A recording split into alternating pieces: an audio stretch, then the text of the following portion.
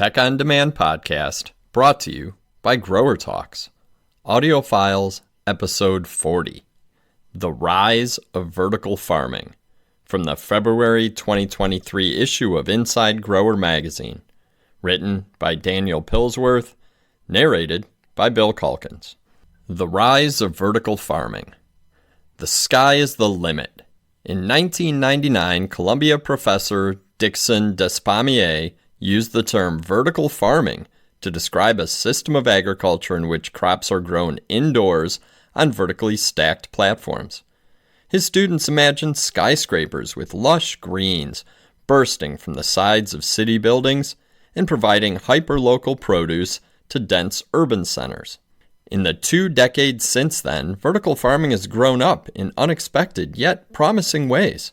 In fact, according to the most recent P&S intelligence report, the total vertical farming market size in 2021 was $3.98 billion, and this number is expected to grow by 25.2% annually to reach $30.2 billion by 2030. Although each vertical farm is uniquely built to overcome local challenges and to meet specific goals, the advantages of farming vertically are universally evident. Space efficiency, hyperlocality to customers, and water conservation stand out among a plethora of benefits. Energy-efficient LEDs have made controlled environment agriculture, or CEA, a viable option for commercial growers around the world. Vertical farming, in many ways, is the obvious next step up. Earth is the limit. Roughly 12,000 years ago, agriculture birthed the oldest cities and the most powerful empires on Earth. The domestication of wild crops and the storing of cereals and grains allowed population centers to develop, grow, and specialize beyond hunting, gathering, and herding. However, for much of human history, farmers have been at the mercy of their location, environment, and pests. In ancient Egypt, farming was limited to a short stretch of fertile black sand on each side of the Nile River. In Mesopotamia, flat floodplains forced the growing cities to build irrigation ditches, canals, and high circular walls. Indeed, in every part of the world, humans have learned to adapt to their environmental conditions by innovating new ways of agriculture. This fact is evidenced by a great diversity of agricultural forms, from rice paddies cut into mountain slopes to flat fields of wheat. Soil is the limit. Our ancients understood that arable soil requires nutrients. By rotating crops that take different elements from the soil, growing near volcanoes and river deposits, or fertilizing with organic matter and nitrogen-giving trees, our ancients preserved their farmlands and yielded greater harvests to feed their growing cities. But ancient cities were small by today's comparison. Even Rome, by far the largest city in the ancient world, contained a population of perhaps 1 million people, which is equivalent to modern-day San Jose, Austin, or Jacksonville. To feed a world population of 8 billion, modern agriculture has been made possible by innovations in chemical engineering, particularly the synthesis and infusion of nitrogen in soil. One example is nitrate, which is a common organic ion found in plants that's required for proper growth and development and absorbed through roots from the soil and water around them. Its primary role in plants is to make proteins, which have many functions such as producing proper foliage, chlorophyll, and flowers. Despite such innovations, soil remains a limiting resource for many parts of the world.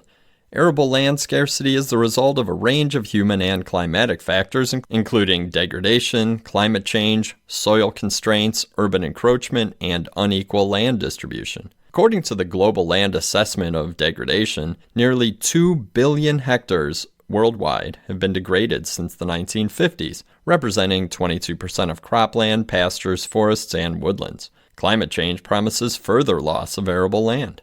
Imagination is the limit.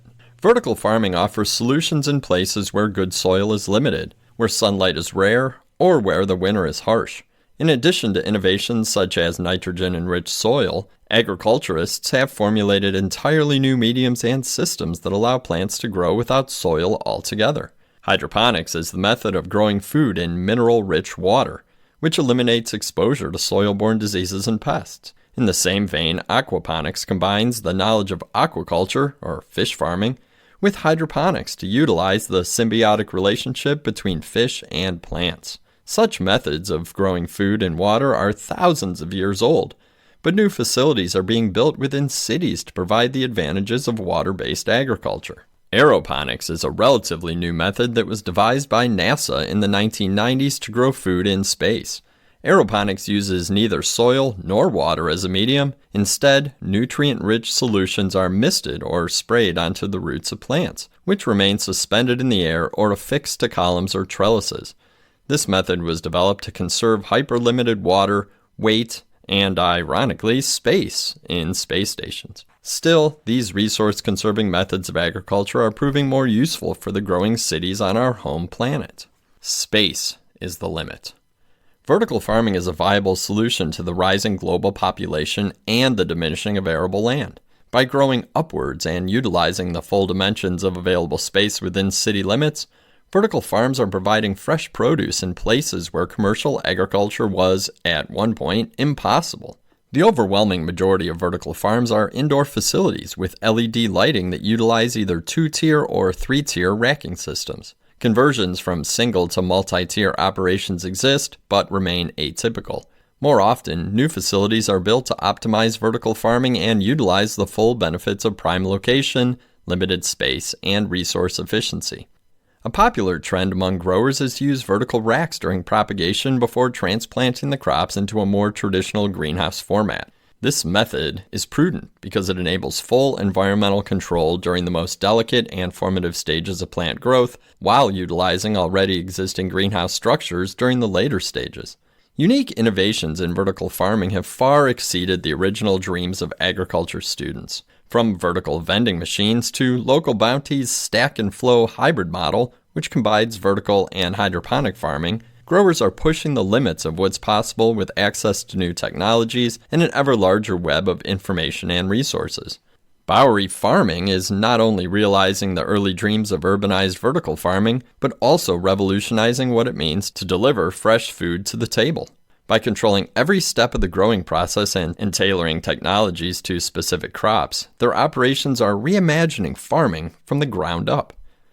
By growing crops within large population centers, communities can access produce within days of harvesting, rather than weeks. This new kind of agriculture has been commended by the experts for growing tasty, sustainable, and safe produce indoors. Light is the limit. To succeed in a competitive market, a business must gain many small advantages that add up to a big difference.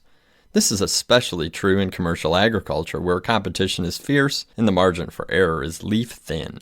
Companies like Fluence understand how to make every step count.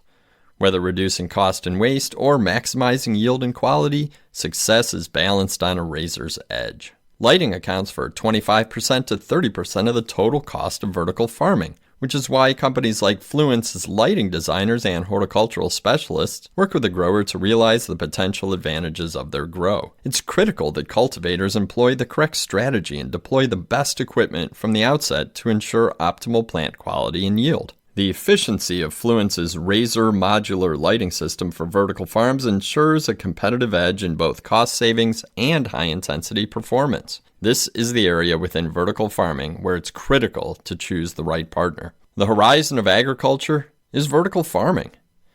Industry experts and recent studies agree that vertical farming looms large on the horizon. Despite economic uncertainties and an ever-changing agricultural landscape, there remains an even greater pressure that's leading growers to go vertical: consumer demand. As global population and urban density continue their steep and synonymous climb, vertical farms are sure to follow.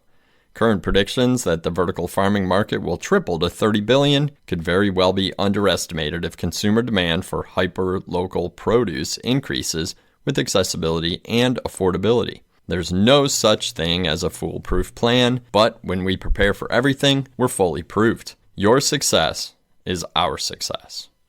The author, Daniel Pilsworth, is the Director of Product Marketing at Fluence. He has more than 20 years' experience in marketing and product management for industrial manufacturing, lighting, low-T, and agricultural sensor companies.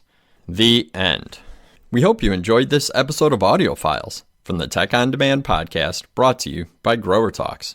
Please take a minute to leave us a positive review. It'll help us reach more greenhouse professionals. And also, head on over to inside-grower.com and subscribe to Inside Grower Magazine.